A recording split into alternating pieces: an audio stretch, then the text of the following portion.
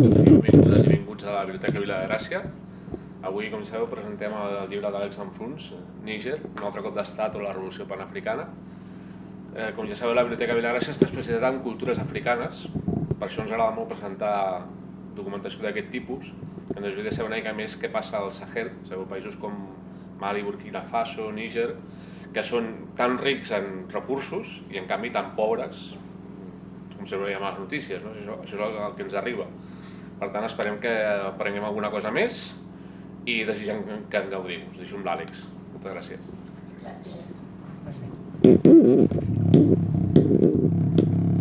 Bueno, bienvenidos y muchas gracias a esta presentación. Es la segunda ocasión en la que puedo hablar del libro físicamente, después de que se publicase en el mes de noviembre. Una breve presentación de la idea, de la génesis de este ensayo y también unas palabras sobre mi trayectoria.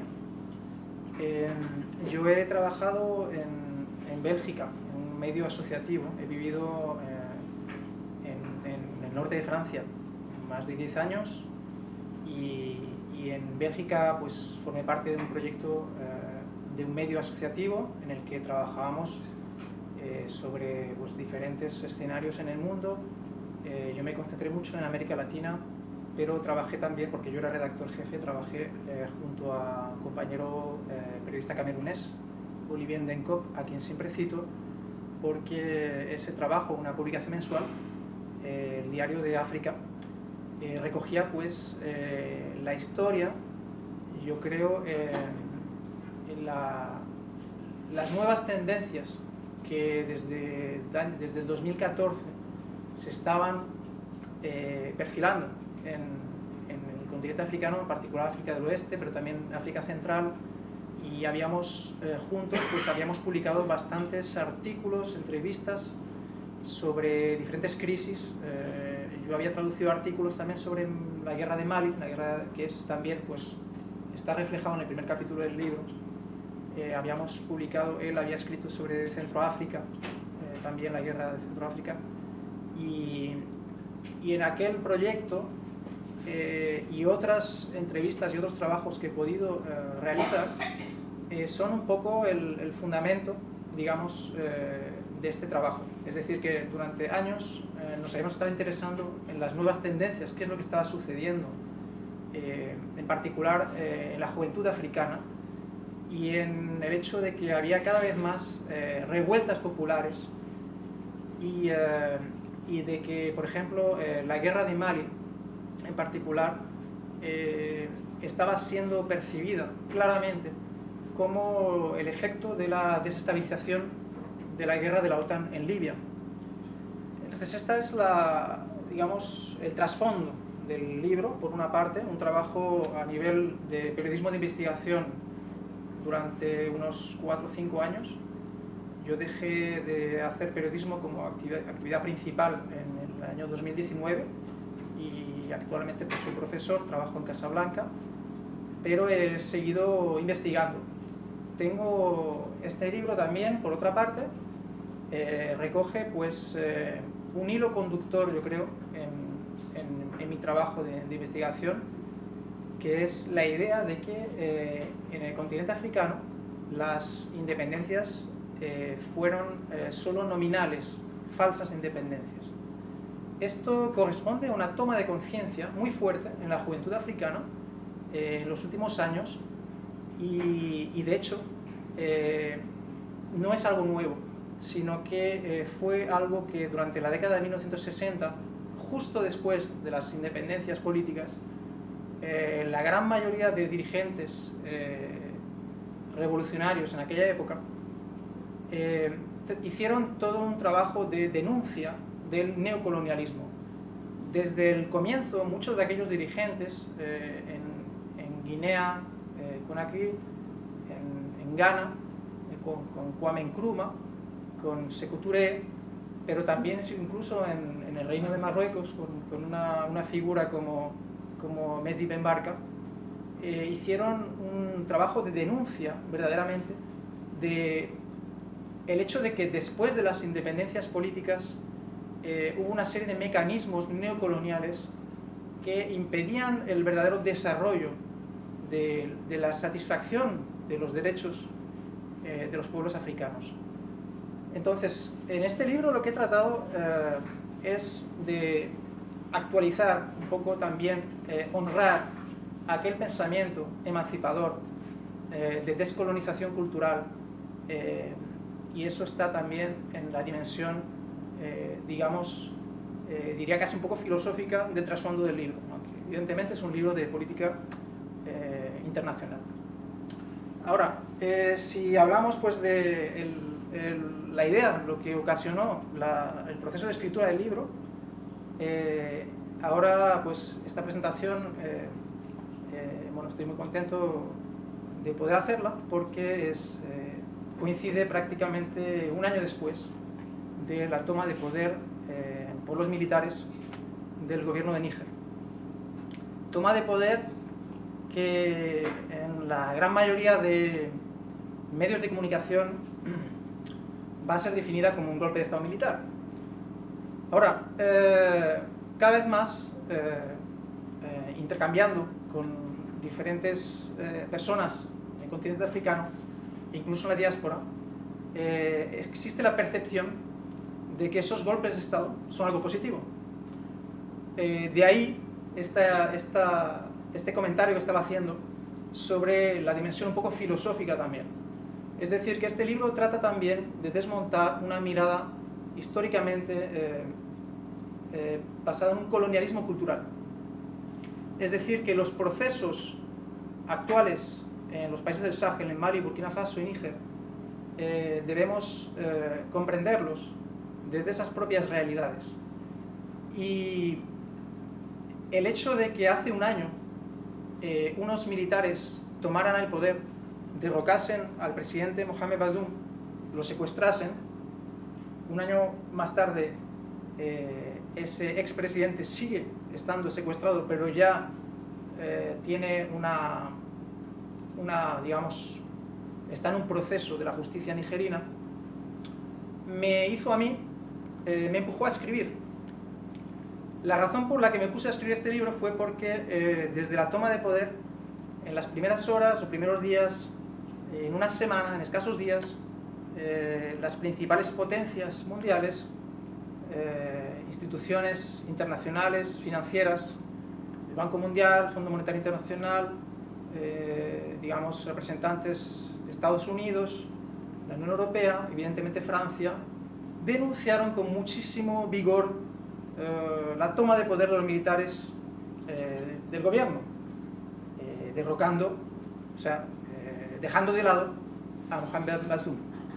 Yo me planteé por qué, en primer lugar, y esto fue la interrogación inicial, por qué hubo tanta agitación en las cancillerías, a nivel diplomático. ¿Por qué? Porque se puso rápidamente en marcha un mecanismo de sanciones a un país que es uno de los países más empobrecidos del mundo, con los indicadores de desarrollo humano más bajos del planeta. Es decir, que concretamente, bueno, el sufrimiento de la población nigerina no merecía que se le aplicase sanciones, es decir, que se cerrasen las fronteras, que hubiera falta de medicamentos y, bueno, problemas de acceso a ciertos víveres, alimentación, etc. Problemas de electricidad, cortes de electricidad en los hospitales. Creo que ese pueblo no lo merecía. Y el pretexto era, supuestamente, atacar, digamos, a provocar que esos militares cediesen, que volvieran a poner en el poder al presidente Mohamed Bazoum.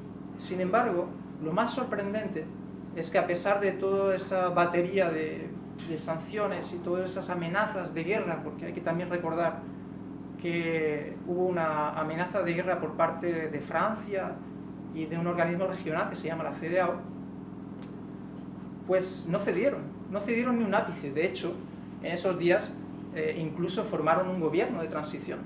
Llamaron a Lamine Zein, que fue ya ministro de Economía y Finanzas en el año, a principios de los años 2000 hasta el 2010, o sea, una persona realmente con una trayectoria seria.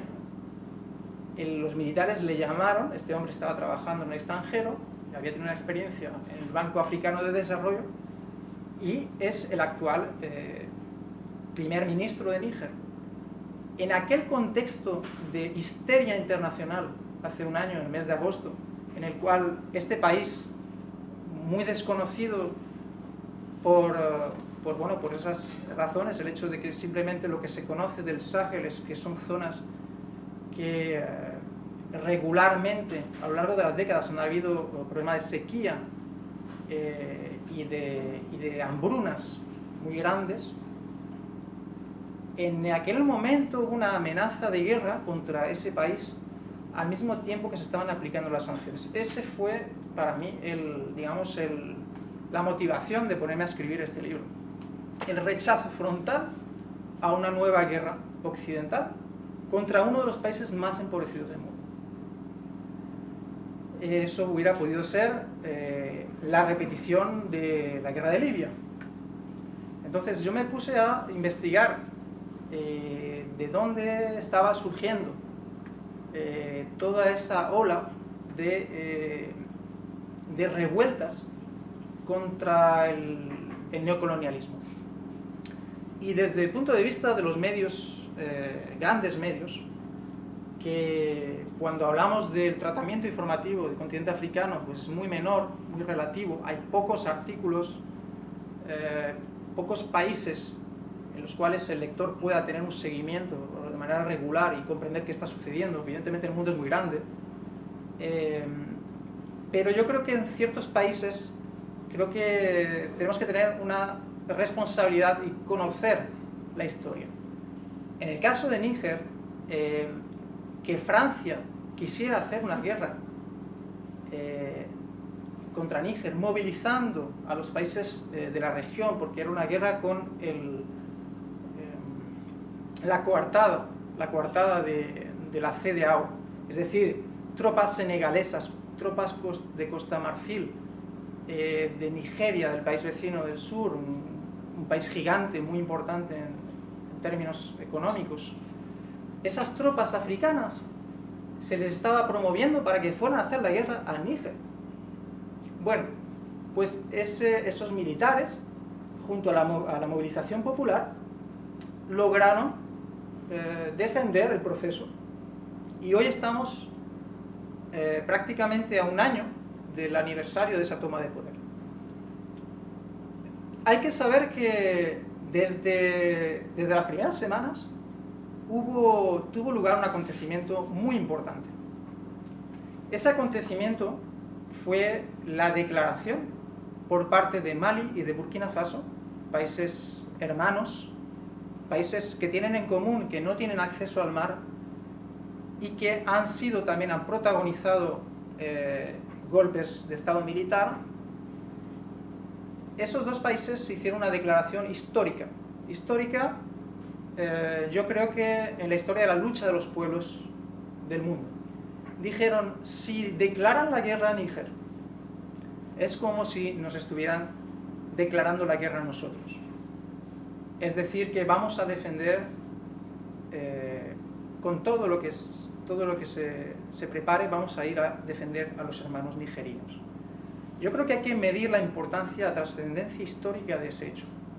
Hasta hace muy poco, los países africanos, en particular en esa región, han estado sometidos a la agenda desde el punto de vista de la defensa, de la seguridad. Han estado realmente en un proceso de recolonización. Estamos hablando de un refuerzo de las bases militares, de la cooperación en seguridad, tanto con Estados Unidos como diferentes países europeos. Mali, de hecho, es el país donde todo esto comienza. Todo esto comienza en el 2020 cuando el actual presidente Assimi Goïta, un militar que había estado patrullando, digamos, junto a las tropas francesas en el norte de Mali, tomó el poder y puso en marcha digamos, un giro completo, total, en la mirada que había hasta ese entonces. El gobierno de Mali decidió que todas las tropas que estaban en su país no habían sido capaces de enfrentar el desafío del terrorismo. Hay que saber que una tercera parte del territorio maliense estaba, desde el año 2012, pues en manos de grupos de rebeldes tuareg, de diferentes grupos armados, que se llaman, bueno, terroristas, se pueden utilizar diferentes términos, y al ejército nacional maliense, el ejército francés, en una actitud colonial, le impidió entrar en su propio territorio para luchar, para combatir. O sea, en un momento en el cual se habían sacado a la luz ya, desde hace mucho tiempo, revelaciones de la complicidad entre el ejército francés y ciertos grupos rebeldes en el norte de Mali. Hay que saber que la crisis en Mali surge, por una parte, históricamente por grupos rebeldes tuareg, ciertos grupos tuareg, no todos, representantes, y por grupos terroristas también que aparecen, grupos armados, y todo esto es una desestabilización que venía de la guerra de Libia, curiosamente, provocada también en gran parte por la actitud francesa. Así que esa zona de mucha movilidad, digamos, zona desértica, en Mali, con frontera en Argelia, y luego por esa zona, desde Libia, habían transitado armas y dinero, digamos, que financiaron esa desestabilización en Mali. Todo esto está perfectamente documentado e incluso explicado por altos mandos militares del ejército francés. El jefe de Estado Mayor del ejército francés, general Lecointe, está citado en el libro, planteó que el ejército francés debía permanecer en el Sahel 30 años más, hasta 2050. Bueno, y al mismo tiempo, Assimi Goïta, quien ahora es presidente de Mali, se le impidió acceder, se le dijo, no, ustedes no entran aquí, somos nosotros, y nos ocupamos de esto, en una actitud perfectamente colonial. Bueno, esta es un poco la historia de un proceso que, como he dicho, comienza en Mali, está explicado en el primer capítulo del libro, y luego ha continuado en Burkina Faso, con una historia muy especial también.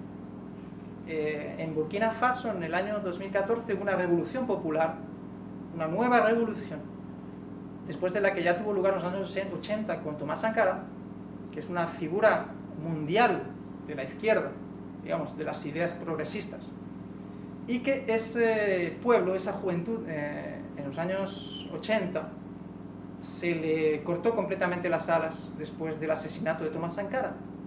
Blaise Compaoré fue el dictador de Burkina Faso durante, bueno, hasta esa crisis del año 2014.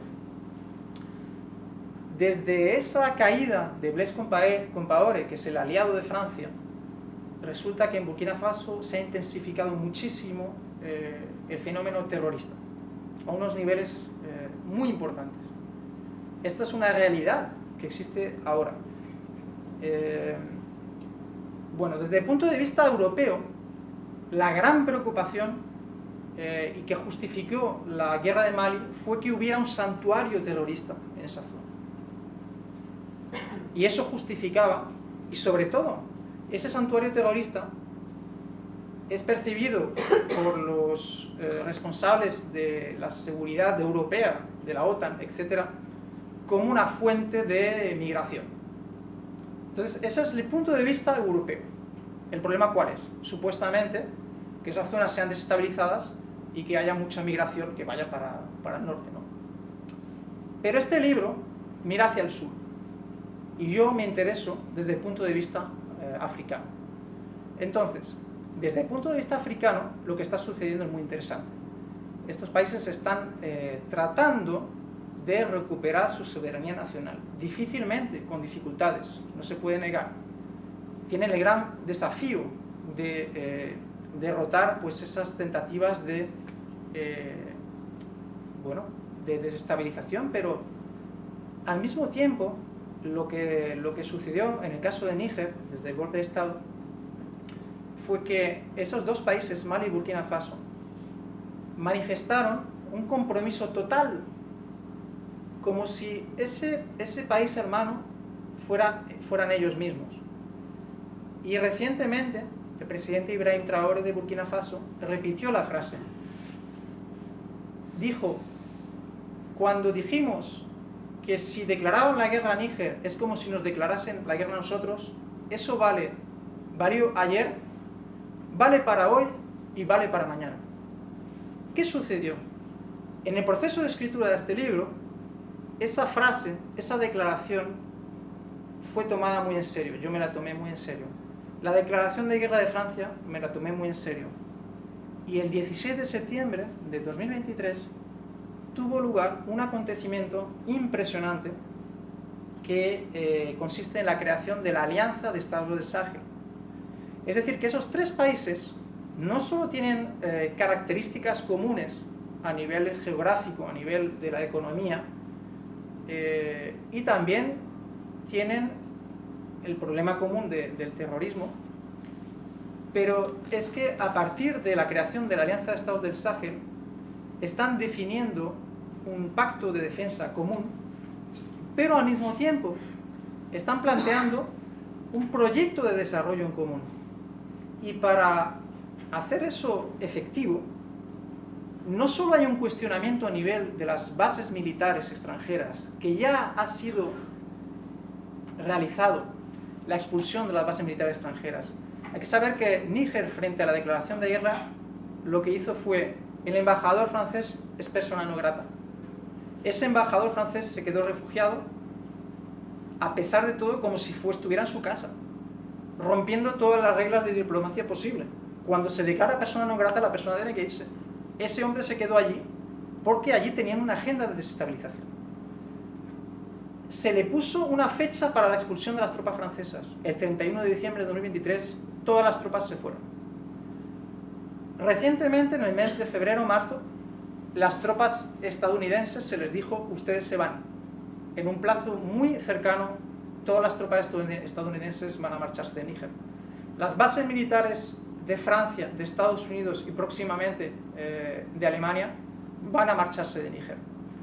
El mecanismo neocolonial del sistema monetario del franco CFA, que es un mecanismo que Francia puso en marcha para mantener a esos países en su esfera de influencia, está siendo cuestionado y es uno de los pasos siguientes. Entonces, hace solo unas poquitas semanas, de la Alianza de Estados del Sahel se ha pasado a la Confederación de Estados del Sahel. Y esto es un acontecimiento no solo muy importante para millones de africanos que tienen en su mirada, en su visión, la idea de la unidad de África, sino también desde el punto de vista de las fuerzas progresistas en el mundo, quienes son conscientes del problema que el sistema capitalista está produciendo a nivel mundial, de las crisis a repetición, del fomento de la ideología fascista, tanto en Europa como en Estados Unidos como en Latinoamérica. Lo que está sucediendo en África es un cuestionamiento real del orden del sistema capitalista, en el cual a esos países se les estaba destinando a exportar materias primas y a no poder industrializarse. Cuando empezaba explicando la idea, el hilo conductor de que en estos países hubo falsas independencias, hay que saber que en los años 60 hubo, a nivel de los países del sur, después de la Segunda Guerra Mundial, lo que se llamaba como el consenso de Bandung.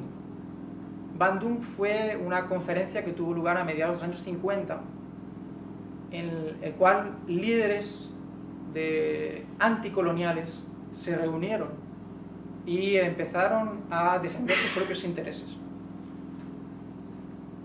Después de las independencias africanas, ese proceso se estaba consolidando muy fuertemente. Y la idea de un desarrollo de los países del sur fue fue muy teorizada y hubo muchas experiencias que tuvieron lugar. En Mali hubo una experiencia con Modibo Keïta en particular. Mali también tuvo una tentativa de federación con el país hermano, con Senegal. Entonces, lo que está sucediendo hoy en día tiene una historia que yo trato pues de honrar también a través de diferentes ejemplos en el libro, de que cuando dicen a ciertos medios o ciertos periodistas cubriendo la actualidad en el continente africano que esto es simplemente un discurso, el neocolonialismo es algo demagógico, yo creo que se pierde de vista la historia del colonialismo y la historia del neocolonialismo. Cuando en los años 60 se producen las independencias, muchos de aquellos líderes dijeron que su objetivo, no sé si ustedes recuerdan aquí una frase que se ha atribuido a Nelson Mandela, en realidad me parece que la frase original estaba en otro contexto, formulada por Kwame Nkrumah, pero poco importa. A menudo aparece esta frase que dice: nuestra libertad no será completa sin la independencia, sin la libertad real del pueblo palestino. Es una frase atribuida a Nelson Mandela, pero yo he encontrado una frase formulada de manera similar por Kwame Nkrumah, y en realidad refleja muy bien lo que eran los debates de aquella época. En 1958, por ejemplo, para tener una idea de lo que significa este nuevo panafricanismo hoy en día, en 1958 Kwame Nkrumah dijo que el deber de todos los estados independientes es ayudar y acelerar la independencia de los demás, que no eran aún independientes, prestando pleno apoyo a todos aquellos que recurren a los medios pacíficos de la no violencia, así como a aquellos que se ven obligados a responder a la violencia con la violencia. No fue otra cosa la que planteaba Frantz Fanon, quien era un psiquiatra establecido en la Argelia francesa y que día tras día tenía que hacer frente a casos clínicos de pacientes dentro del marco de un sistema colonial en el cual lo que él percibía era una deshumanización completa. Frantz Fanon abandonó su oficio y se volvió militante de la causa por la liberación de Argelia, y en particular defendiendo el uso de la violencia contra quienes obligaban a los pueblos colonizados a resistir con la violencia. Todos estos eran debates de aquella época, y cuando hoy pensamos que son militares quienes han tomado el poder, nos guste o no, existe una correlación de fuerzas que muy difícilmente, por no decir imposible, se ha podido efectuar desde la década de las independencias. En este libro también cito pues esta historia, que cuando dicen que el neocolonialismo es un simple discurso demagógico, curiosamente, tanto desde discursos periodísticos de grandes medios como desde discursos académicos, creo que a menudo olvidan la serie de golpes de Estado, la serie de asesinatos políticos de líderes de los países africanos, de Latinoamérica y de otros lugares del sur, que corresponden exactamente a esa estrategia neocolonial. Hay que saber que esas estrategias neocoloniales pues son como una guerra multiforme. He dicho golpes de Estado, el caso de Modibo Keïta, Kwame Nkrumah en Ghana también. Hubo asesinatos, podríamos decir, en la lista de los crímenes del neocolonialismo, porque son conocidos los crímenes del colonialismo en su forma clásica. Hoy mismo los estamos viendo en el caso de Palestina, en Gaza. Pero los crímenes del neocolonialismo a menudo son un poco menos visibles, pero debe hacerse un mínimo recuento de esos crímenes. Yo quisiera también mencionar el asesinato sistemático de la dirigencia de la UPC en Camerún, que era una tentativa de, de derrocar al gobierno títere de aquella época en Camerún. Los líderes fueron asesinados en Ginebra, en Suiza, en diferentes escenarios, incluso en Europa. Fue algo similar un poco a cómo tuvo lugar el Plan Cóndor en Latinoamérica. Es decir, que no solamente los estados cooperaban entre sí para asesinar a los dirigentes sociales en diferentes países de Latinoamérica, sino que incluso fuera de las fronteras, en Estados Unidos, Orlando Letelier, en las calles de Washington fue eliminado, un diplomático de Allende, o incluso en Europa fueron eliminadas ciertas figuras. Y el caso de los militantes sudafricanos contra la apartheid es otro de los casos en los cuales se debería hacer un mínimo recuento por honrar la memoria de esos luchadores por la libertad, y fue algo realmente sistemático, ese asesinato selectivo de ciertas figuras. Y luego otro de los casos del neocolonialismo es el secesionismo a veces. Es la partición territorial, es el apoyo a ciertos componentes de la sociedad prometiéndoles una nación, un nuevo territorio. Fue el caso en Mali. Sigue siendo el caso en el Sahel, es decir que a ciertos grupos tuareg se les ha prometido una nueva nación, el Azawad, considerando que quienes se han beneficiado de los recursos y de las independencias en el continente africano, en esos países, pues son otros y no son ellos. Pero también hay una dimensión de racismo, ya que se considera que los tuareg piensan que quienes están en el poder son africanos negros y ellos no lo son. Entonces, toda división es utilizada también por el neocolonialismo en estos escenarios, pero hay que saber, en particular en Níger, Mali, Burkina Faso y en muchos de estos países, las fronteras fueron algo artificial, dictadas por el colonialismo, y eso tiene una doble, es un arma de doble filo. Por un lado, es una fuente de desestabilización cuando potencias extranjeras quisieran utilizar o prometerle algo a ciertas etnias o grupos, pero al mismo tiempo, dentro de la conciencia nacional, hay una mezcla importante entre los grupos étnicos, etc. Yo quería terminar explicando ciertos pasos importantes, algunos acontecimientos importantes que han tenido lugar, ya no solo a nivel de la soberanía nacional, sino más allá de lo que podría ser una perspectiva de desarrollo para Níger y para estos países del Sahel. En particular, hay una apuesta en Burkina Faso, por ejemplo, de una visión del desarrollo endógeno, de contar con sus propias fuerzas en Burkina Faso, pero también en Mali y en Níger. Hace poco fue hecho público un documento estratégico también de la visión nacional para el desarrollo de Níger por el presidente Tiani, en el cual algo importante es que cuentan con un financiamiento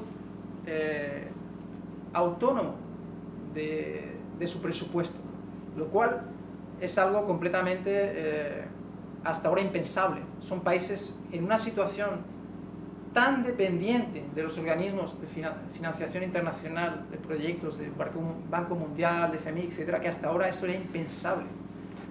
Pero hay algo que es muy importante, que es la solidaridad que se está desarrollando. Níger tiene varios proyectos a partir de sus propios recursos. Es algo que no he mencionado y que salió evidentemente en el centro de la atención mundial. Cuando Francia se interesaba tanto por Níger es porque históricamente ha estado explotando el uranio en forma de monopolio. Desde el descubrimiento del yacimiento del uranio, es una materia prima estratégica que le da a Francia la ilusión de que es independiente en el plano energético, cuando en realidad sin el uranio de Níger pues no funcionarían sus centrales nucleares, aunque últimamente están diversificando fuentes. Bueno, pues esa fue una razón, evidentemente, de que Francia se interesase por mantener a su presidente vasallo, títere. Pero es que, en realidad, el control de Francia ha sido bastante perverso. Es decir, que habían varias minas, una que se terminó de explotar, los recursos se terminaron, pero había un yacimiento en Imuraren que Francia lo tenía previsto explotar desde hace más de 10 años, pero que por el bajo precio del uranio a nivel mundial había decidido mantenerlo como reserva. No sé si podemos imaginar algo así, es decir que según el contrato hay diferentes fases de exploración, etc. Y en un momento dado, la empresa a la cual se le concede el permiso de explotación está obligada a explotar la materia prima porque el Estado necesita esos ingresos para su presupuesto nacional. Pero Francia consideraba que eso era suyo y que era impensable que ese contrato fuera a ser cumplido tal cual. Las autoridades de Níger han roto ahora ese contrato diciendo ustedes no han cumplido los términos del contrato. Así que Francia se ha quedado sin esa mina, con inversión que tenía importante allí. Bueno, estos son una serie de actos, pero por ejemplo, el petróleo es un recurso importante para Níger en los próximos años. Es un recurso que está siendo explotado desde hace muy poquito. Hay un oleoducto hacia Benín y esta explotación del petróleo no es solo en su forma bruta, sino que en el periodo de Mamadou Tanja, en el gobierno precedente, se creó una refinería de petróleo. Bueno, pues esta visión es una visión estratégica, porque le ha permitido en estos meses, y ahora es una medida que han puesto en marcha, es de alimentar a los países vecinos con carburante para sus centrales térmicas.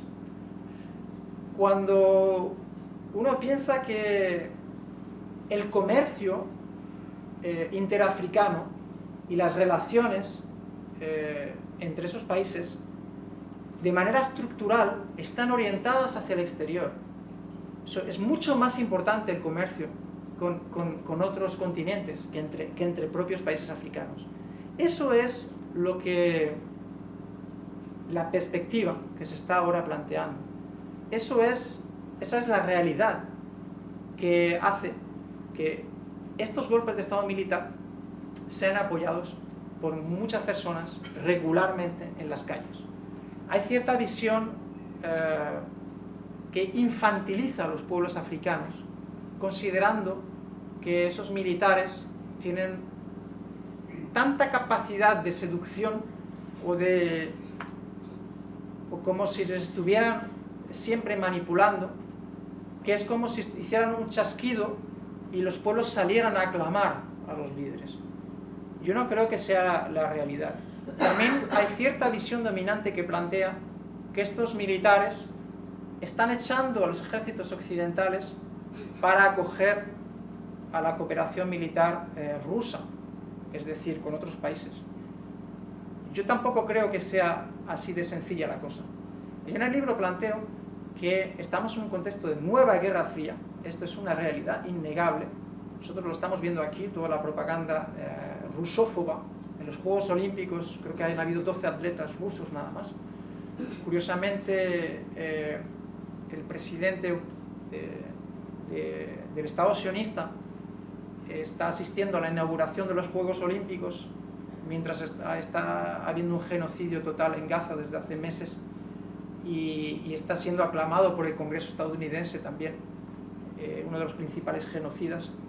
Así que yo creo que en ese escenario de Guerra Fría, de nueva Guerra Fría, los países del sur tienen dos opciones: someterse, seguir sometiéndose, como lo han estado haciendo, con la complicidad de dirigentes vasallos a los intereses imperialistas, o buscar sus propias vías de desarrollo. Ya es algo que en los años 60 muchos de aquellos dirigentes habían comprendido. Ben Barka, he olvidado citarlo, pero fue uno de los líderes anticolonialistas que fue asesinado en el año 1965, junto a toda esa lista de personas que no todos estaban con las armas en mano como Che Guevara en la jungla. Mehdi Ben Barka, por ejemplo, le secuestraron en las calles de París, en una cervecería que se llama Lip, y hasta el día de hoy no se sabe dónde están sus restos. Su viuda ha fallecido hace poco sin saber dónde están los restos. Así que, bueno, yo quería dar algunas informaciones sobre lo que está sucediendo en los países del Sahel, en particular Mali, Burkina Faso y Níger. Pero como habéis visto, esto es algo que vamos mucho más allá, y en realidad comprender lo que está en juego ahí creo que nos permite comprender mejor los desafíos de los pueblos del mundo en lo que es el derecho al desarrollo. Cuando hablamos de desarrollo, en los años 60 hubo todo un pensamiento de la ideología del desarrollo. Consistía en que desde los economistas ortodoxos de capitalismo se supone que los países del sur están atrasados y que, siguiendo las preconizaciones de los expertos en gobernanza y en economía, algún día alcanzarán la situación de los países desarrollados. Bueno, en los años 60, en toda aquella corriente de pensamiento y de luchas, se llegó a la conclusión de que no era así, y que del funcionamiento capitalista que había un centro y había también un capitalismo periférico, y es decir, que todo estaba interconectado. Y Samir Amin, un economista egipcio, publicado por la misma editorial Viejo Topo de este libro, que aconsejo mucho también leer, había explicado claramente que la única manera de que se pudiera combatir al capitalismo desde los países del sur y salir de ese empobrecimiento provocado, de esa desindustrialización, de ese secuestro de la herramienta que es el Estado para satisfacer las necesidades de los pueblos, era crear bloques regionales en el cual hubiera una cooperación en función de sus necesidades y sus potencialidades. Y eso es lo que están haciendo ahora estos inteligentes dirigentes militares, con el apoyo del pueblo y con otros gobernantes que están en estos procesos. Así que, bueno, pues muchas gracias por la atención, y si quieren pues podemos responder también a algunas preguntas o algunas interrogaciones o comentarios, sencillamente porque se puede hablar mucho de esto, pero a veces hay también, bueno, muchas dudas o noticias que hemos oído. A lo mejor podríamos conversar sobre lo que os interese sobre el tema de continente africano, sobre todo África del Oeste y el Sahel. Cuando hablas de terrorismo, ¿qué es? ¿Terrorismo islamista? ¿Terrorismo de allí entre ellos? Y luego también, ahora dices que hay una... echan a los franceses, echan a los americanos, pero también Rusia y China tienen más influencia en el continente africano. ¿Eso cómo afectará? ¿Puede ayudarles o es otro nuevo colonialismo? ¿Y qué zonas de África? ¿Tú crees que África se recuperará alguna parte? Que veremos que hay una unidad, que mejoran, que la gente ya no quiere irse, que no hay asesinatos, que no hay golpes de Estado, o es cada títere allí, cada vez su pequeño reino y hasta que lo tumba otro. ¿Tú crees que puede cambiar África? Eso. Y luego también todos los flujos que hay hacia Europa, eso. Si tienen allí estabilidad y riqueza, quizá no no se arriesgará a cruzar el Mediterráneo y morir en el Mediterráneo, no sé. ¿Cómo lo ves tú eso? Muy bien, son varias cuestiones. ¿Tienes otras? ¿Las he apuntado? Vale, vale.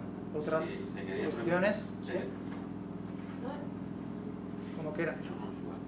No, pienso que estamos en un tiempo convulso. Yo coincido contigo en lo de la Guerra Fría, pero creo que va a ser corto, porque se están sucediendo muchas cosas al mismo tiempo muy graves. Entonces, ¿qué papel piensas tú que realmente está haciendo Rusia en África?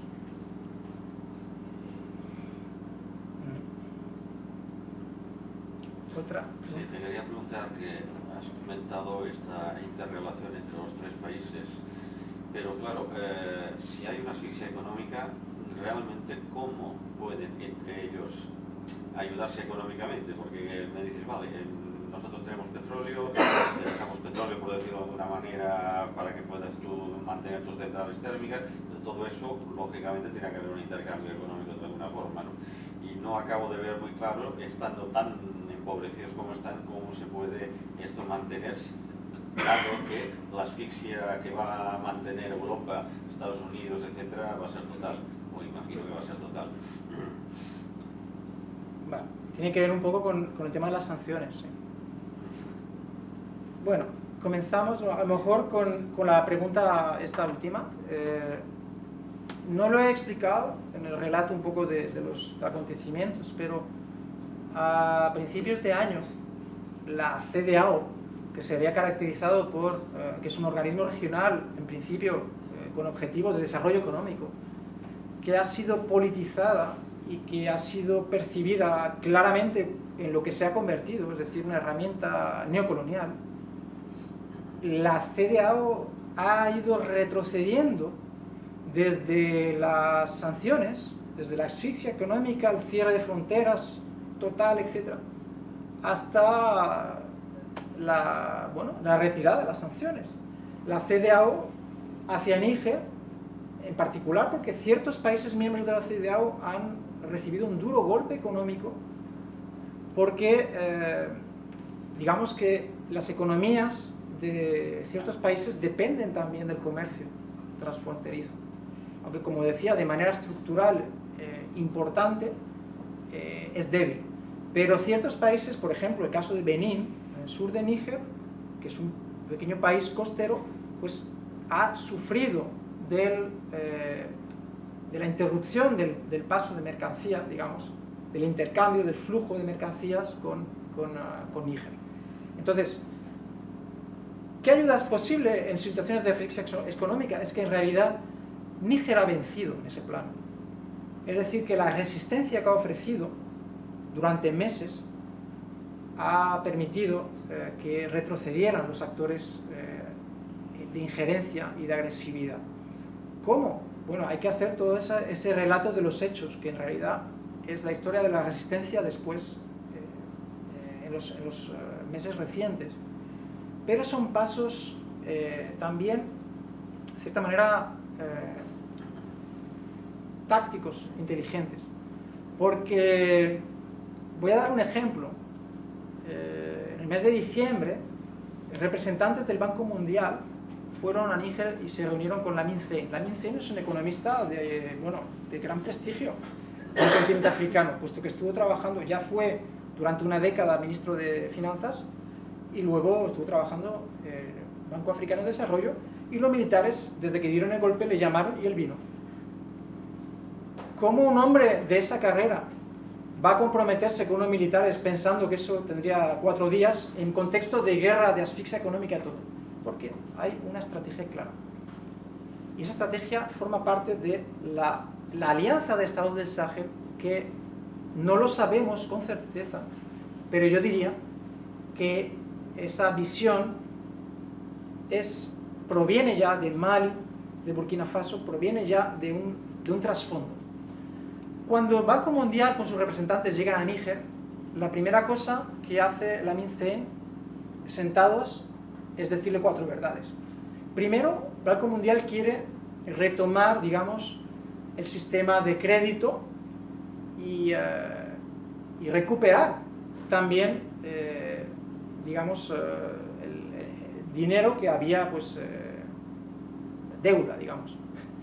La MINCEN les dice, la primera cosa que les dice, le dice, ustedes, cuando aquí nos hicieron sanciones, en lugar de mantener sus proyectos supuestamente de desarrollo, de ayuda contra la pobreza, pensando en el pueblo de Níger, ustedes se sumaron a esa iniciativa y nos dejaron y nos boicotearon.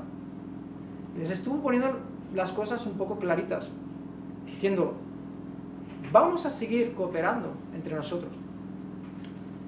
Pero les dijo claramente, ustedes se han comportado mal. Bueno,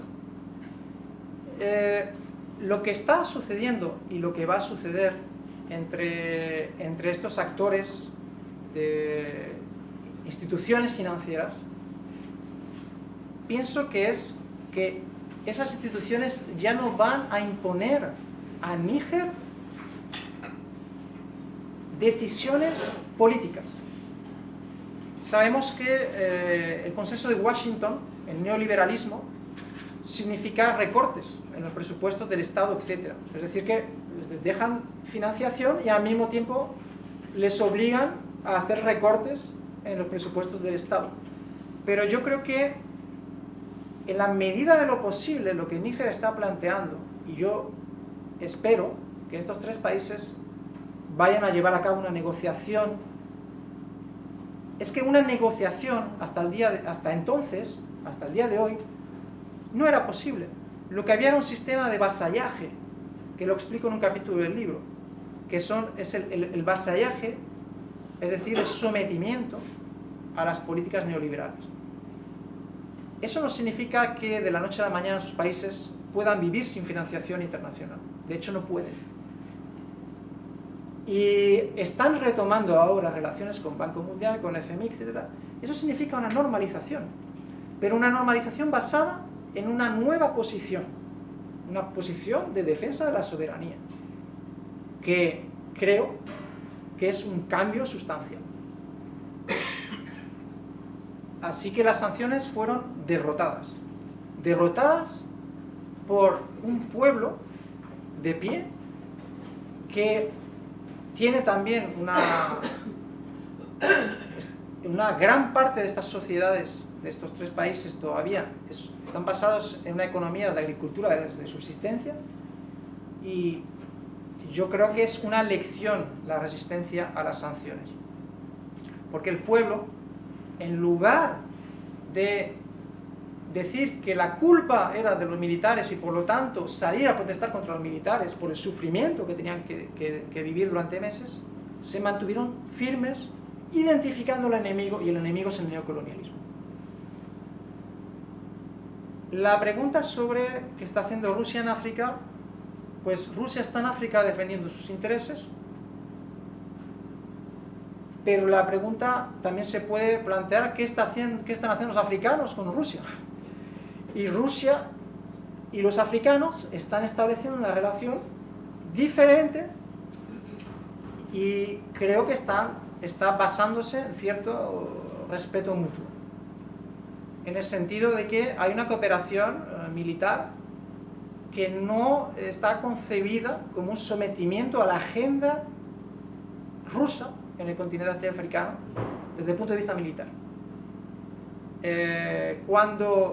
Por otra parte, en esta pregunta se debería ampliar también, porque la nueva cooperación de Níger y de estos países no es solo con Rusia. Hay una ampliación de los socios, Turquía, Irán, China, y por lo tanto hay una transferencia tecnológica también que desde el punto de vista militar sabemos muy bien que la tecnología de punta es muy necesaria en estos territorios tan vastos para hacerle frente a ese desafío. Y por ejemplo, el uso de cierta tecnología, hay instructores militares rusos, lo cual desde el punto de vista de estos gobiernos plantean que no están allí dictándole órdenes de cómo deben llevar a cabo las operaciones, están allí formándoles lo cual ya es un cambio también sustancial.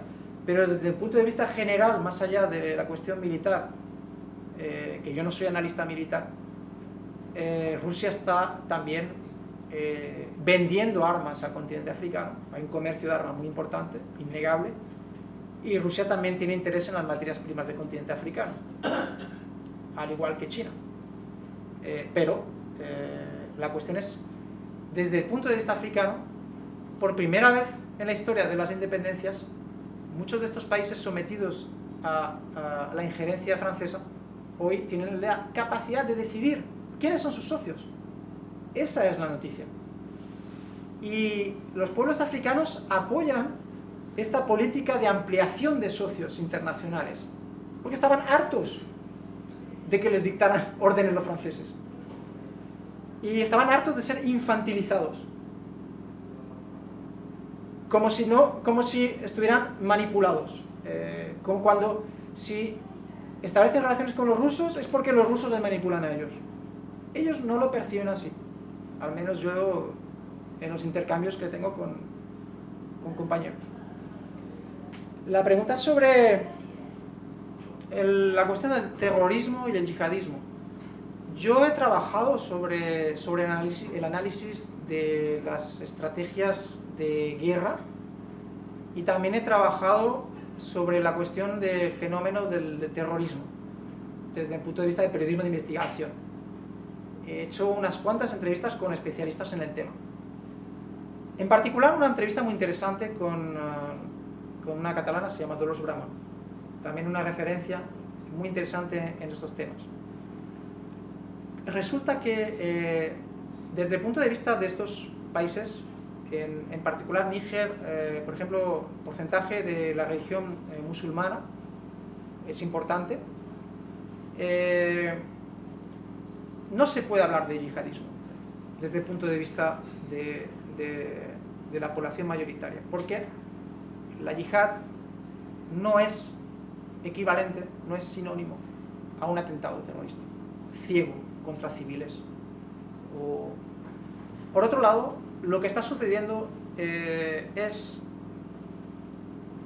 grupos armados que toman por objetivo a los militares y a intereses del Estado. Eso es lo que está sucediendo. En el caso de Siria, que yo he trabajado en ese tema un cierto tiempo, haciendo traducciones en particular, yo traduje un informe de un observador que conocía muy bien lo que estaba sucediendo en aquella época, cuando era muy difícil abordar de lo que estaba sucediendo realmente en Siria, y cuando el relato dominante era que el gobierno de Siria estaba pues aterrorizando y masacrando a su propia población. Bueno, creo que la realidad en Siria se ha revelado un poco diferente a ese relato un poco unidimensional, propagandístico.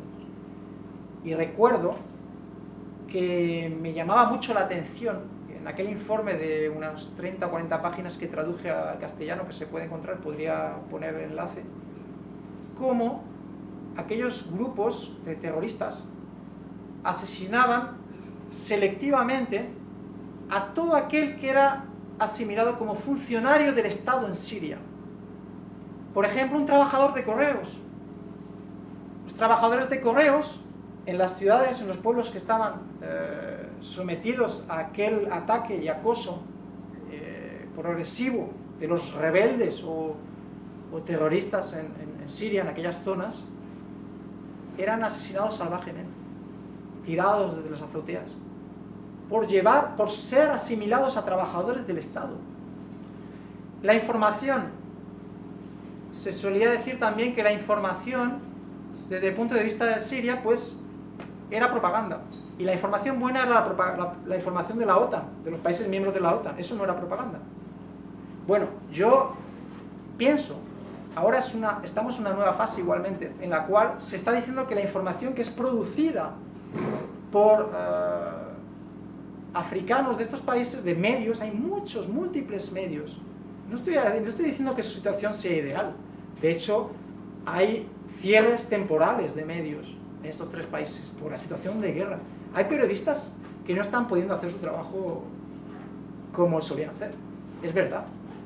Pero hay que comprender cuál es la situación. Lo que yo rechazo es decir que todo lo que viene de esos países es mentira. No es verdad. O sea, yo creo que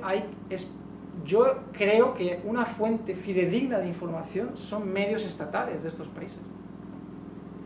Porque en esos medios hay periodistas que están haciendo su trabajo. Muchas informaciones que surgen de esos medios estatales son hechos factuales, ¿no? Es innegable lo que está sucediendo. No estamos ante un relato propagandístico. Hay una defensa de los ejércitos y de esos gobiernos que puede ser percibida como algo exagerado desde aquí. Pero a veces puede ser percibido también como cierto culto a la personalidad. Relativamente. Pero hay la conciencia de la lucha contra el culto a la personalidad. En el documento estratégico del presidente Tiani, de Níger, está escrito negro sobre blanco que hay que combatir el culto contra la personalidad. Así que me gustaría que los periodistas occidentales de grandes medios me escuchen y que tomen eso en cuenta cuando vayan a decir que esos dirigentes solo les gusta que les adulen. Ese documento estratégico está destinado a los funcionarios de todo el país y a la gente que asimile cuál es el futuro de Níger según el gobierno actual. Así que el tema del terrorismo yihadista, que me ha apartado un poco del tema, es que para mí yo soy muy delicado en el término. Es decir, no considero que sea yihadismo. Hay la utilización de la religión con fines propagandísticos para unir, digamos, a grupos rebeldes, grupos armados. Punto. Para mí esa es un poco la cuestión. Y para mí, de hecho, muchos especialistas de ese fenómeno explican claramente que muchos de esos militantes que toman las armas no tienen ni idea de religión, nada. Nada. O sea, no conocen nada. Porque hay quienes leen el Corán y a lo mejor lo interpretan, no sé qué. Nada. No tienen ni idea. Muchos de esos jóvenes que toman las armas y van ahí a unirse a esos grupos. Es un fenómeno muy importante. Hay muchos grupos en diferentes países. Es muy conocido el grupo Boko Haram, que actúa en Nigeria, frontera con Camerún, etc. En Mali han habido muchos grupos. Y se está luchando, desde esos países se está luchando contra el terrorismo, o lo que se llama terrorismo. Pero hay, y quisiera también indicar esto, la lucha contra el terrorismo es una ideología. Si nosotros nos recordamos un poquito la guerra contra Irak, Bush, cómo planteó eso. Condoleezza Rice, incluso, que forma parte del equipo de Bush, planteó que habría una estrategia, había un caos constructivo. Un caos constructivo. Los hechos, en el libro está citado, además voy a leerlo. Los hechos muestran que la lucha antiterrorista oficial, entre comillas, antiterrorista, es un fracaso completo por parte de los ejércitos occidentales que yo califico de imperialistas. Voy a citar, hay dos citas al inicio del libro. Ministro francés de Asuntos Exteriores, Dominique Villepin, muy conocido por haber rechazado la guerra de Irak en su momento y que los estadounidenses boicotearon las patatas fritas porque en Estados Unidos se llaman los French fries.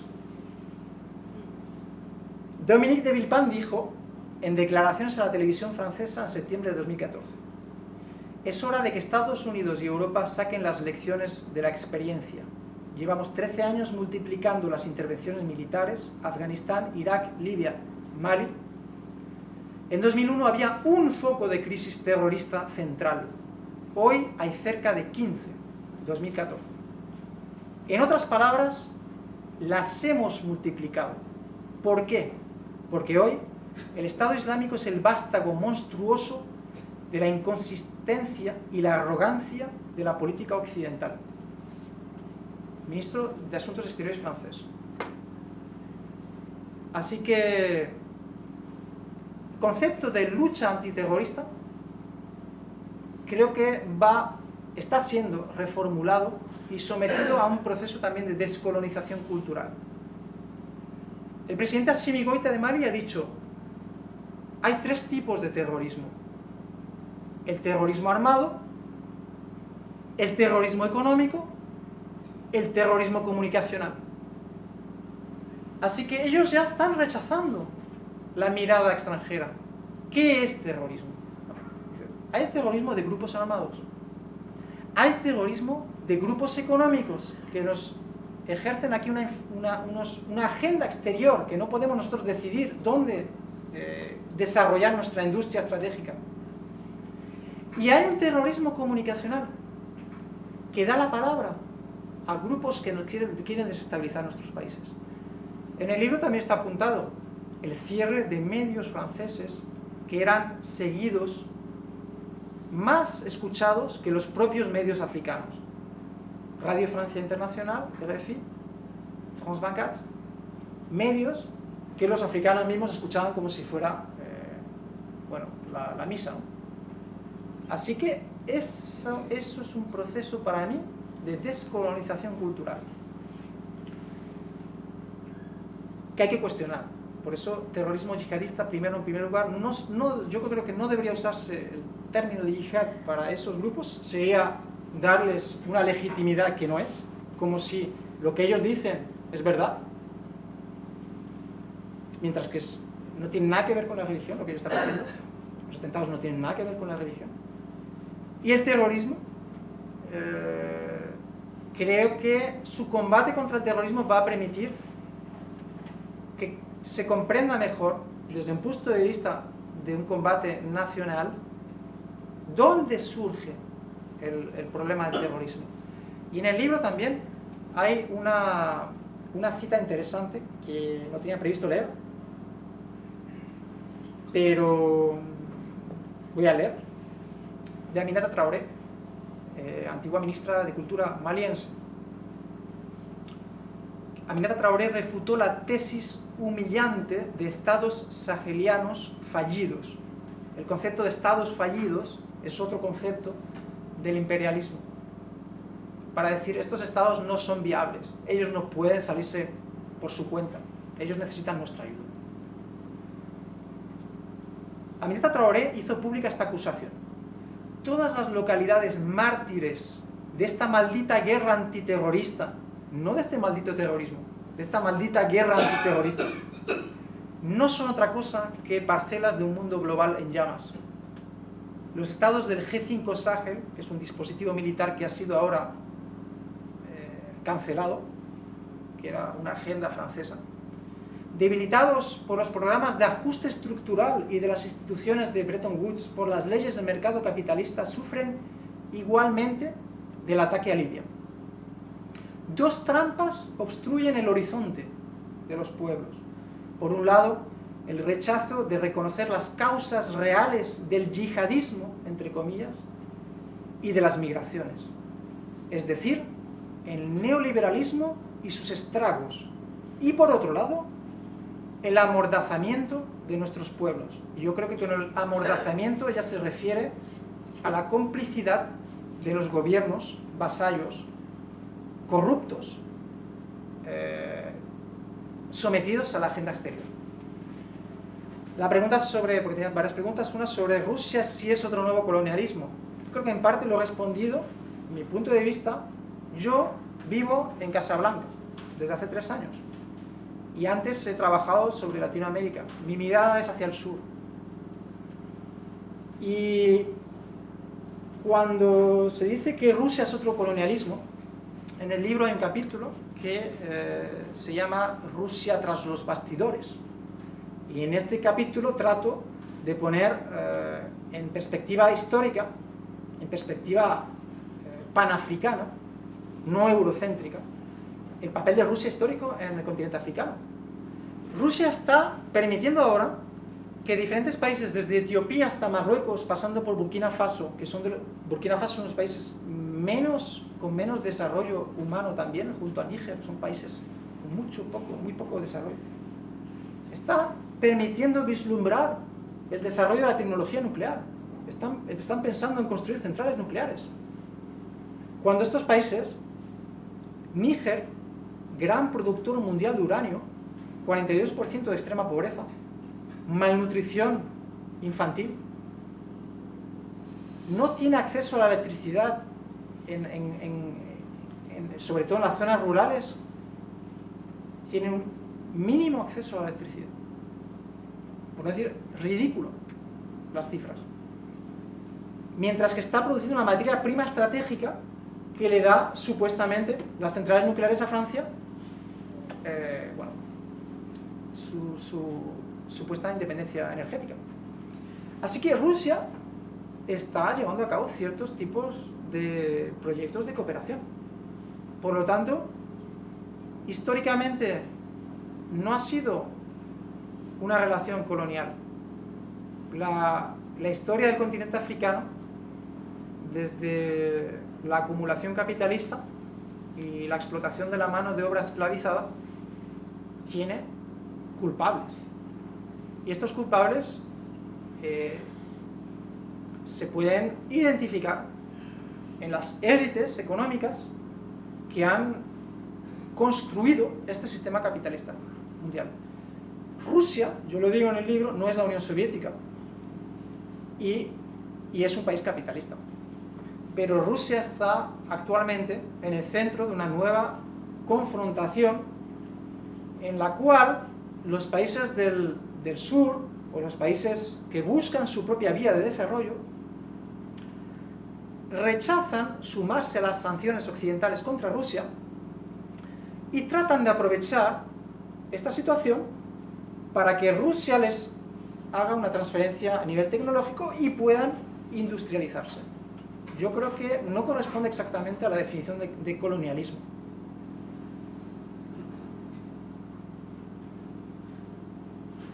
La pregunta muy interesante es la última de las que se me han planteado, es si la gente en esta nueva situación va a permanecer al lado de los dirigentes.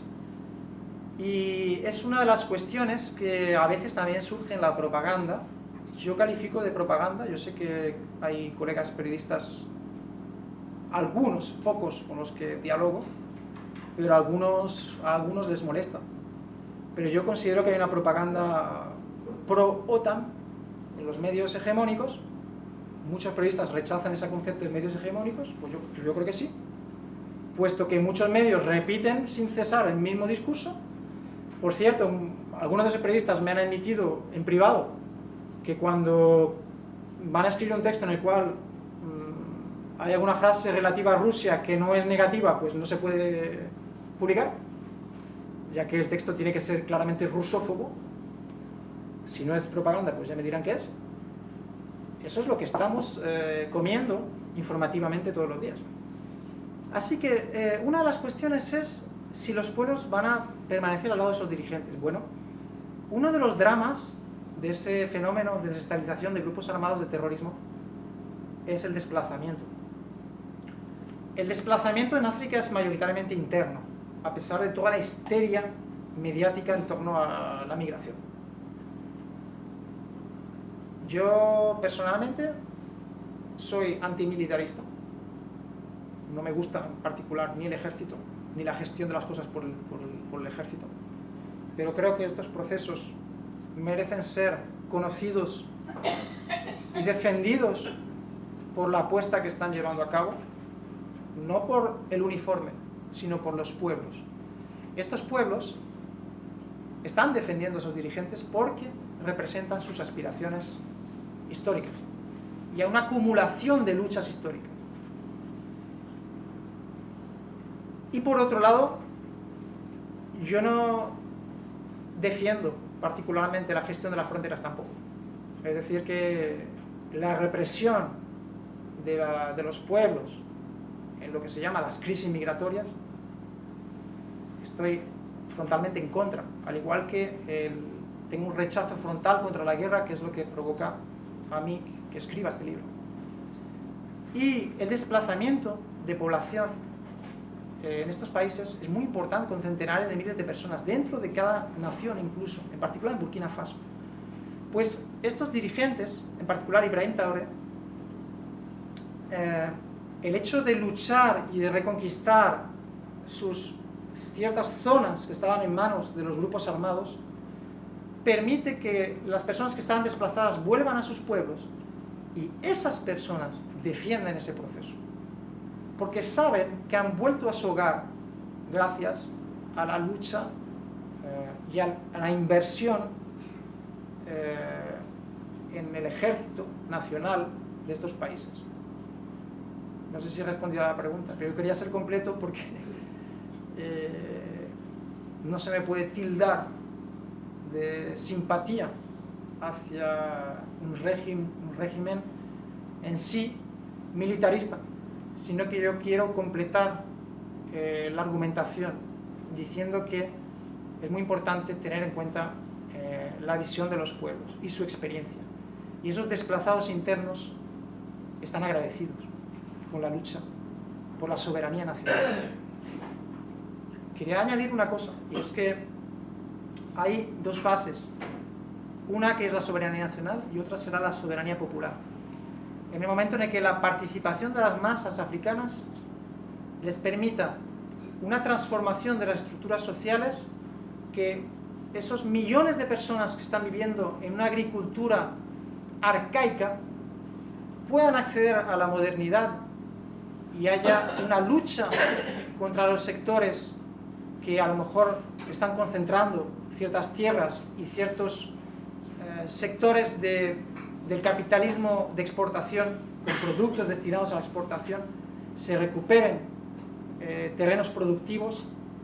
Y en ese momento, yo creo que hay muchos desafíos, pero en ese momento estaremos viendo hasta dónde va a ir lo que yo califico de revoluciones panafricanas. Y hasta ahora no hemos hablado de panafricanismo, pero bueno, si hubiera también habido personas que me hicieran la pregunta, podríamos hablar de la cuestión del por qué en el libro hablo de otro golpe de Estado o la revolución panafricana. Una cosa que también quería comentar es que en el libro hay un lema que es de José Martí, y es una frase que me ha inspirado a lo largo de la escritura y creo que es un lema internacionalista. José Martí, en su ensayo Nuestra América, José Martí es un pensador cubano que murió como guerrillero contra el colonialismo español, con las armas en la mano. Él era poeta, periodista, un escritor impresionante, y todo eso no era nada comparado al martirio. En su concepto etimológico, el mártir es el testigo, es el que muere dando testimonio. José Martí escribió esta frase que parece un poco banal en su ensayo, porque sus ensayos, sus textos son de una riqueza inmensa para la lengua castellana y para el pensamiento emancipador y descolonizador. Dijo que los pueblos deben conocerse unos a otros como si fueran a librar una batalla juntos. Y yo creo que él está interpelándonos, diciéndonos, preguntándonos a nosotros, pueblos del mundo, en búsqueda de una justicia, ¿cuál es esa batalla que tenemos que librar juntos? Yo creo que los pueblos africanos la han identificado, esa batalla es contra el neocolonialismo. Y yo creo que cada pueblo debe identificar cuál es esa batalla histórica y por qué debemos conocer al pueblo nigerino y a los pueblos del Sahel, y cuál es la solidaridad y el internacionalismo que se puede llevar a cabo para ayudar a que esos pueblos, en lugar de que vivan una situación como la que se está viviendo en Libia, en Siria, en Irak, en Afganistán, puedan hacer su propio camino de desarrollo e inventar formas originales para satisfacer sus necesidades. Y ese es un poco el trasfondo un poco del libro. No sé si hay alguna pregunta o algún comentario más. Hemos hablado mucho, quizás. Gracias por la atención, muchas gracias por estar aquí. Estamos en un día caluroso, muy caluroso. Tengo preguntas. Sí. ¿Es un mito que China ha comprado media África? Bueno, hay bueno, voy a intentar ser menos directo. Hay cierto discurso, hay algunos ensayos, algunos libros escritos por franceses. Hay que tener cuidadín, porque si son franceses, pues a veces ¿qué están planteando como doctrina, no? Y un libro que se llama China-Afrique. Como había el concepto France-Afrique, ellos dicen que ahora hay una China-Afrique. Y es que China se está quedando con los recursos de África. Y bueno, en este libro no lo explico todo. Y una de las cosas que no he explicado es el papel de China. Pero sí que, digamos que en el cuestionamiento de la France-Afrique, del papel, del monopolio que tenía Francia, y yo diría que además de la OTAN, porque en realidad Francia no deja de ser desde Sarkozy, que volvió a entrar a Francia en la OTAN, pues estamos en una Europa completamente avasallada también. Lo cual a mí la verdad me da más o menos igual. O sea, no me gustaría una Europa más imperialista de lo que es. Es una Europa que sigue al imperialismo estadounidense, pero al mismo tiempo pues a Europa le gustaría tener su propio terreno de juego, sus propias aventuras militaristas, sus esferas de influencia, y a sus multinacionales quedarse con una parte del pastel más consecuente. China tiene sus intereses materiales en el continente africano. Que esté conquistando, el término de conquista, pues no lo creo apropiado. Al igual que comentaba que en el caso de Rusia no creo apropiado el término de colonialismo. Ahora, lo que hay que ver, y a lo mejor pueden consultar en internet una imagen, China Infraestructuras África, y van a ver una serie de construcciones de infraestructuras muy importantes. Esas infraestructuras corresponden a las del colonialismo, como lo hicieron el Imperio Británico y francés, en los cuales las vías de transporte, vías férreas, eran simplemente desde la mina hasta la costa para llevarse las materias primas. Me parece que no. Habría que echar un vistazo, pero yo creo que la densidad de la infraestructura china en África muestra que hay una cooperación en cierta manera de beneficio mutuo. Pero yo soy africano de adopción y yo creo que habría que preguntarle a los pueblos africanos qué están ganando o perdiendo con la presencia de China. En el caso de Níger, puedo dar un ejemplo concreto que está reflejado en el libro, y es la construcción, la refinería de petróleo. Esa refinería de petróleo construida con capital chino no la quería Francia. Está explicado en el libro. El ministro de aquella época de Francia, Arnaud Montebourg, que es percibido como un soberanista, dijo claramente que tenían que luchar contra los chinos porque estaban ahí quitándole parcelas de intereses a Francia. Y resulta que el presidente Mamadou Tanja, antes de que le dieran un golpe de Estado, amplió socios con Irán, con China, con Venezuela, y la construcción de la refinería de petróleo, que significa que no solamente van a exportar el petróleo en forma bruta, sino que van a tener carburante ahí para poder hacer funcionar sus industrias relativamente. Esa construcción de refinería fue gracias a capital chino. Y el oleoducto, igualmente hay una empresa china ahí. Así que yo creo que el caso de estos dos ejemplos que yo conozco y que cito en el libro sobre la presencia china en Níger muestran que no están allí conquistando, sino que están allí ayudando a que el Estado de Níger recupere ingresos y pueda financiar sus propios proyectos de desarrollo. ¿Alguna pregunta o comentario más? Si no, os agradezco mucho. Simplemente añadir una cosa, y es que este libro también forma parte de un compromiso en la batalla de la información. Yo agradezco al editor aquí presente, Miguel Riera, muchas gracias por estar aquí, por la confianza al publicar este libro sobre un tema poco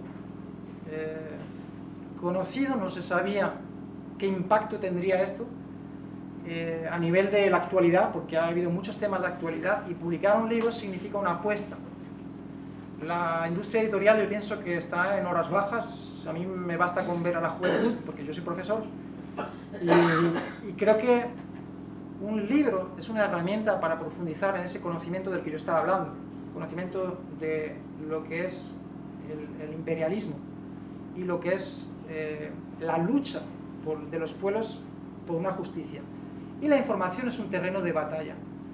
Yo quiero decir simplemente que este libro no le gustará para nada a las instituciones y think tank que se están desarrollando desde próximos digamos, a los ejércitos, en particular en Francia. Hay un documento de la Escuela de Guerra Económica, no sé, algo así se llama, que estaban planteando los desafíos que ellos tienen, y esto es un instrumento en esa batalla de la información. Ellos han identificado que hay una ideología peligrosa, como en el siglo XIX el comunismo era el fantasma que recorría Europa, el panafricanismo está recorriendo África. Y yo creo que es importante que se compre, se ofrezca el libro para dar a conocer un poco también, a través de un ensayo, una explicación histórica de los últimos 10 años, un poco por dónde están yendo los tiros y lo que se prepara, ¿no?, para después. Así que yo agradezco mucho a la editorial, y yo pienso que es muy importante el desarrollo de los medios alternativos, de las editoriales que hacen este trabajo, porque las ideas son alimento que necesitamos los pueblos, y teoría también. Si no, no se puede luchar en condiciones de igualdad, porque el desafío que hay es muy grande, ¿no? Así que, bueno, pues el libro hemos traído algunos ejemplares, así que si quieren, el libro está aquí. Es un precio asequible, son 10 euros, y estaba pensado precisamente para poder difundir este tema de actualidad, y hay varios acontecimientos que van a producirse todavía en este año. En particular, la salida de la CEDEAO, que será efectiva porque están como tratan de que un país como Senegal, con un nuevo presidente muy joven, les incite a volver sobre sus pasos. No lo conseguirán, la salida es irreversible, pero es muy interesante esta nueva confrontación que va a surgir seguramente. No van a quedarse con los brazos cruzados. Sobre todo la cuestión monetaria, la salida de la zona monetaria franco-CFA es un desafío realmente importante, porque si recordamos, Lenin y Marx analizaron sobre la Comuna de París, la derrota de la Revolución Mundial en la Comuna de París fue porque no se tomó al poder económico. Y yo creo que hay mucho de lo que está en juego. De hecho, esta historia se está escribiendo, ¿no? Así que para comprender lo que va a estar sucediendo, creo que el libro sigue siendo actual y útil. Así que muchas gracias por todo.